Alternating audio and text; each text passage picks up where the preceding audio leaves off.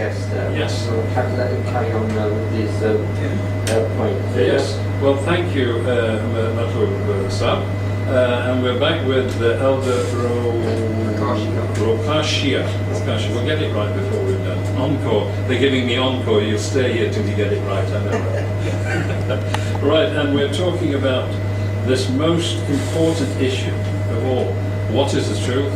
And only the truth will set us free.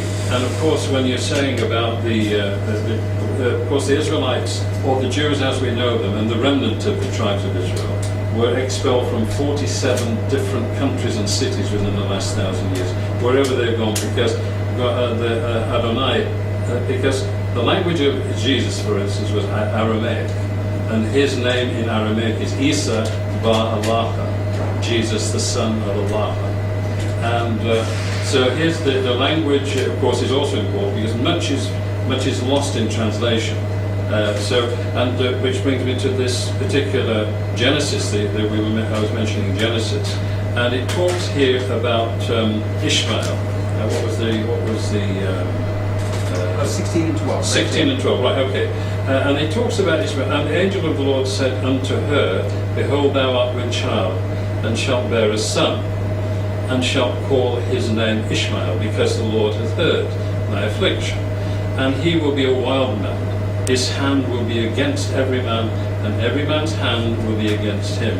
And he shall dwell in the presence of all his brethren. Now, the actual Hebrew says, now my brother-in-law and scholars will tell you precisely, it says his hand is with all hands, and all hands are with him.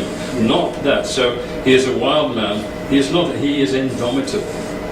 So, the malevolence, and Jesus in the Gospels that were canonical, say the Gospel of Barnabas and the Laughing Gospel, and says that the covenant was made, as we see, with Ishmael in his 13th year, when the circumcision was reintroduced, which Paul then alters, because the circumcision begins in the beginning with the fall of Adam, and the circumcision was to cut the member that had offended God. So rather than killing himself, he circumcises himself. So this covenant is from the beginning to the end. But this has been lost and obfuscated, just as this passage is. So when you say about the Israelites, now we know with definite certainty the artifacts where Noah's Ark is, the Ark of Noah, mentioned in the Bible, the place of Sodom and Gomorrah, the 5 cities of the plain, they've all been rediscovered and confirmed. But the crossing point of the Israelites out of Egypt was from Nueva across the Gulf of Aqaba. The great American archaeologist, he's termed he's an amateur. Of course, so he said they don't want you to take people seriously if they say, well, he's an amateur. But the Pharaoh's chariots are between Nueva in Egypt and Arabia, which used to be called Midian, that part of Arabia. And the Midianites is where Moses escaped from. He marries the daughter of Jethro, Shuaib, as we call him in Arabic, or Raguel, as the Bible mentions him. And she is called Zipporah. So the children of Moses, their mother is non-Israelite, their father is Israelite, yet they become the priests of Israel. And this is something also forensic. Let's analyze that Moses is also black. And he was, how can you say that? So, as I was saying earlier, if Moses puts his hand in his tunic and it's Charlton Heston and it comes out, no big deal. But if you were to put your hand, or Muhammad Ali, and it comes out white, wow.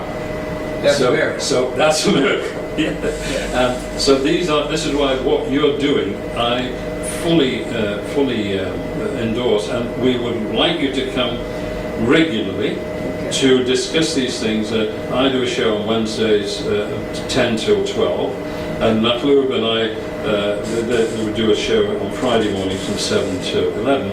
But this is something that we need, and we need then to replay it because it goes out over the internet. It's Bone Green Community Radio 103.1 FM and www.bcr103.1 FM. You can then stream it from the internet.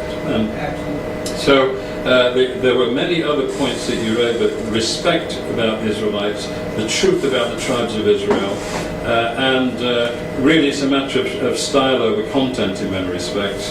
But the biblical account And what's so important about the Bible is that you will find there's a great scholar, Lebanese Christian, called Kamal Shalabi. And his book is called The Bible Comes from Arabia. Because when you look at Mount Sinai is in Arabia, and all the crossing point, you find the chariots of Pharaoh between Egypt and Arabia, and then you find the artifacts in Horeb, the split rock, you find the 12 boundary markers, and the tree is still sitting on the top of Mount Sinai in Arabia after 3,000 years. It's still there. And this is stuff that is so valuable, but the problem is that the Saudis have kept quiet since 1958 when Ron Wyatt went there, and also before then when people went, like Palgrave and others went, they knew that Mount Sinai was in Arabia, and everybody's kept quiet. Because then when you read Deuteronomy 18:18, we will raise up a prophet from amongst your brethren, like unto you, and to him you will hearken. I will put my words in his mouth. Well, I would like to interject. Yes. I want to interject to a few points here because first off, I'd like to thank you, Dave, for some of the information. It's key to hear you admit that the Israelites were actually black people. Yes. So that's a start. But I wanted to just provide biblical content since you went into Ishmael. And that is true. The circumcision was done with Ishmael. Yes. But there's a key point that should be brought to bring some, what I would call, equality to content. When you read Genesis 17 and 17, after Ishmael was already circumcised, then Abraham fell upon his face and laughed and said in his heart, shall a child be born unto him that is 100 years old? He didn't think the Most High would bring a seed through his loins at this age. And shall Sarah, that is 90 years old, bear? And Abraham said unto God, or Ahiah, we call him, which is the I am, oh, that Ishmael might live before thee. And the Most High said, Sarah, thy wife. Now, Abraham wanted Ishmael to be the chosen. The 19th verse says, and the Most High said, Sarah, thy wife, shall bear thee a son indeed, and thou shalt call his name Isaac, and I will establish my covenant with him for an everlasting covenant, and with his seed forever. Now, we know that Ishmael did receive a blessing that 12 princes he will beget, and they will be a great nation in the same chapter. But the blessings of the covenant of Abraham would go to the children of Israel through Isaac and Jacob. See, that can't be ignored. There should be some duality here. Right. Another point I wanted to hit is the fact that you was talking about the dispersion of the Jews. And I understand that when the kingdom was split in 721. But it will be properly spoken to understand that according to the Bible, there's 12 tribes of Israel. And in the Bible, there's no such thing as Jewish people. There's 12 separate tribes. Judah was the fourth son of Jacob, whom Christ and the Jews came out of. That's only one tribe. So when we discuss dispersion, we must go to Arthur Koshel. Koshel, yes. Yes. The 13th tribe. The 13th tribe. And in his book, he caught a lot of flack for this, but he said if the Jewish people that are established in Israel today are the Jews, there must be a 13th tribe. And we know there's only 12. You have to realize before Khazaria was taken, before the conversion, all right, we have to go into the conversion. I want to talk about it.